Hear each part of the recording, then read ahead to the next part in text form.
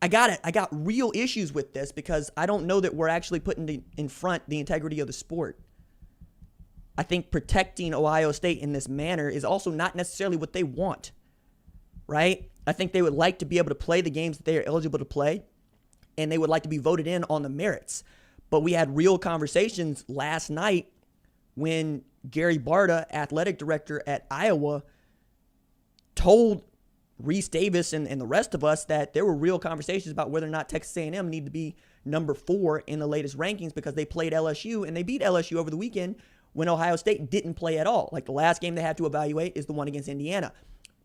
They want to be able to go out against Michigan State and leave no doubt. They want to be able to go out against Michigan and leave no doubt. But if you lose one of those 2 games, you only get the next one, which is right now we think is going to be Wisconsin, right? On that day of days where they're going to play all these games like simultaneously and whatnot. Now it'll be awesome to watch. But they want to be voted in because they're undefeated and we're one of the best teams. But if they're 7-0 and the Pac-12 champion is 7-0, like, who are you going to put in? You're going to say that Ohio State is a better football team than SC, right? Than Washington. Maybe, perhaps, but that's what you're playing with. You're leaving it up to the committee anyway. And I think you can protect yourself by saying, look, they know how good Ohio State is. They know what the ceiling for Ohio State is, and that's the national championship. And everybody wants to see a competitive playoff. Like, that 1 versus 4 matchup has been not great, Bob, here in the last few years. I mean, Oklahoma showing up without the best defense has been a big part of that. So I thought that this was an interesting jumping off point, especially as we talk about what Georgia's doing inside the top 10 with 2 losses, as we talk about what BYU is doing at number 13 and 9-0, because like that's another real just them's the breaks. Like, if you looked at BYU's schedule before the pandemic, you just saw like 5 Power 5 teams and like 2 Big Ten teams on the schedule. It'd have been a nice schedule. They'd have been tested. And we'd have felt much better about them going 9-0 through this part of the season. But that ain't what happened. They have played almost nobody because they can't get a game from almost anybody, right? The best team that they've been able to play is number 21 Boise State, that didn't have their starting quarterback and lost the second string quarterback midway through the game. And they haven't been able to play a Power 5 team because the only Power 5 teams that they've been allowed to schedule would be Pac-12 teams. And that's because the ACC, the SEC, and the Big Ten have all gone to conference-only schedules to try to protect the integrity of their leagues.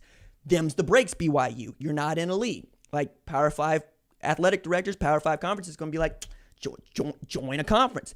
Then you get to live the life that Notre Dame is living right now, which is nobody's talking about whether or not Notre Dame needs to be in the playoff. We all very much agree.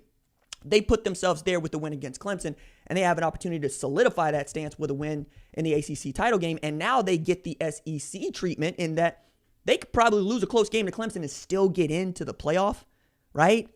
And just play a third time against Clemson, or get to play Alabama, or even Ohio State or Texas A&M or Florida. And that's before we start to talk about what happens if Florida beats Alabama. Well, Florida's getting in if they beat Alabama, period, right? Alabama's getting in because they're one of the best teams. And then you're going to have to talk about which Clemson or Notre Dame team are you going to knock out, right? Or are you? Because that, I think, is the worst case scenario for Ohio State right now, is Florida beats Alabama, so they get that 4th spot. Alabama might drop to 2, but I doubt it, right? And then you get Clemson beat Notre Dame. Clemson beats Notre Dame, those are your 4, right? Alabama, Clemson, Notre Dame, Florida. That's going to leave Ohio State staring on the outside, especially if they don't win a Big Ten championship game.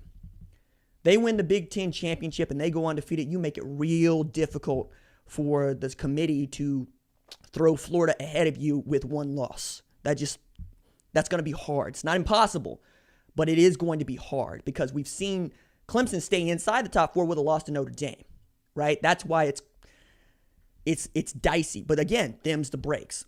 So right now, I really want the Big Ten Conference to just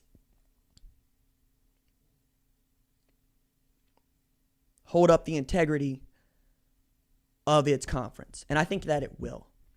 I think changing the rules to benefit Ohio State is going to, it's going to loom over them for years. in the same way that we talk about Indian removal, in the same way that we talk about Oklahoma territory, Indian territory, and the land quite literally shrinking beneath Native American populations. Like, it's just, you can avoid this by simply doing the right thing, which is saying, hey, we chose these protocols, we put these protocols in place, we said these are the rules, we're going to follow those rules.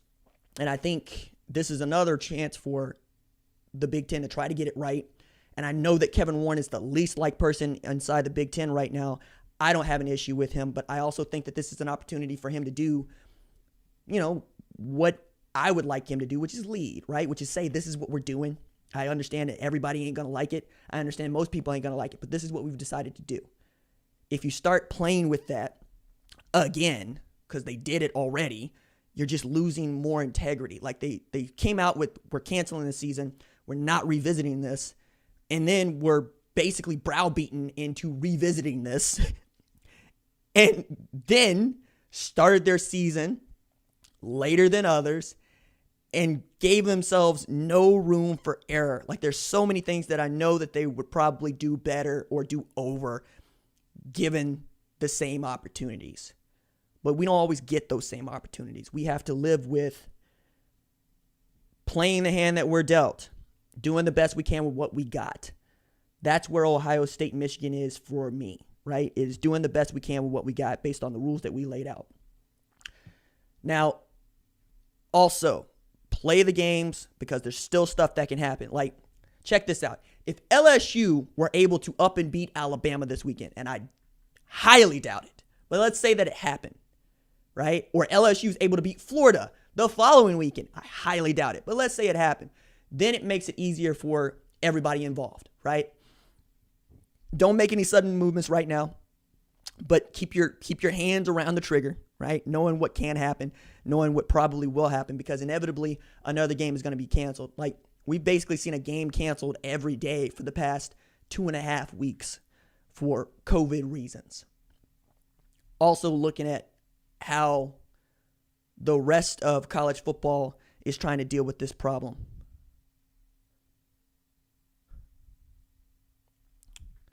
So let me look at your comments so far.